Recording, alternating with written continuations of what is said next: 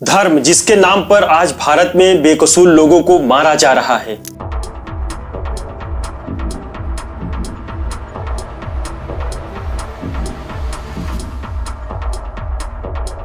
जिस धर्म को लेकर आज हम एक दूसरे के खून पीने पर आमादा हैं, आखिर वो धर्म क्या है?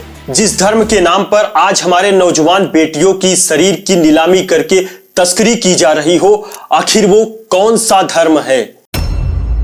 नमस्कार, मैं हूं अमित आर्यन और आप देख रहे हैं मीडिया गुरु 24। एक रिपोर्ट के मुताबिक भारत में धर्म के नाम पर 2014 से 20 के बीच 5417 हिंसा हुए, जिसमें 270 बेकसूर लोग मारे गए और न जाने कितने लोग बेघर हो गए। वहीं दूसरी तरफ हमारे मणिपुर में आज तक मौत और हिंसा की खबरें आती रहती है, चाहे वो 16 अप्रैल 2020 को पालघर में हुई 2 साधुओं की हत्या हो या फिर गौ तस्करों के शक में की गई कोई भी हत्या हो। ये सब घटनाएं हमें बताते हैं कि हमारे देश में धर्म के नाम पर क्या कुछ हो रहा है और हमारे देश में धर्म को कितना आगे रखा जा रहा है। लेकिन क्या ये धर्म आज हमारे देश के युवा छात्रों के मस्तिष्क में भी आ चुका है? वो हमारे देश के युवा ब्रिगेड में भी बैठ चुका है?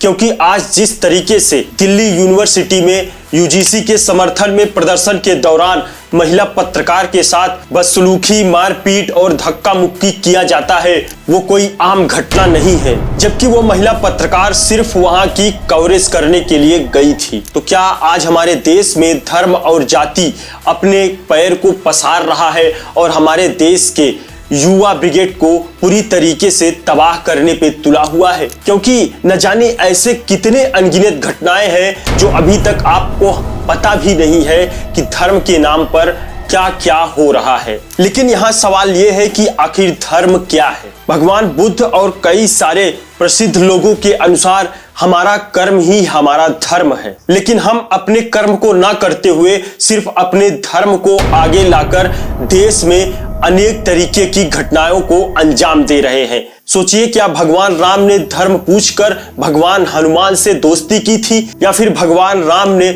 सेवरी के झूठे बैर उनसे उनका धर्म पूछने के बाद खाया था? लेकिन उसी राम को मानने वाले हम और उसी राम के आदर्शों पर चलने वाले हम अपने धर्म को आगे रखते हैं, अपने कर्म को पीछे रख देते हैं। आखिर क्यों? क्योंकि हमारे देश में ऐसा सिस्टम बनाया गया है और उस सिस्टम में हम और आप आसानी से चल रहे हैं।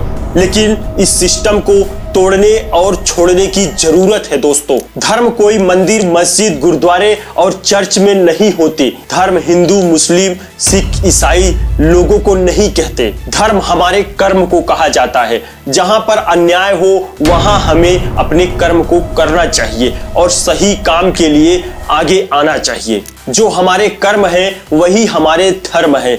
ये हमारे देश के लोगों को समझना होगा। जहां इसी भारत में एक तरफ धर्म को मानने वाले लोग आए दिन हिंसा और प्रदर्शन कर रहे हैं, वहीं दूसरी तरफ अथर्व चतुर्वेदी और सुशांत ने यह दिखाया है कि किस तरीके से एक सामान्य और एससी समुदाय के 2 लोग मिलकर सरकार से और कोर्ट से अपने हक को छीनते हैं। तो हमें धर्म को नहीं, अपने आप को, अपने देश को और अपने सवाल को सामने रखना है और धर्म के नाम पर आपस में नहीं लड़ना है।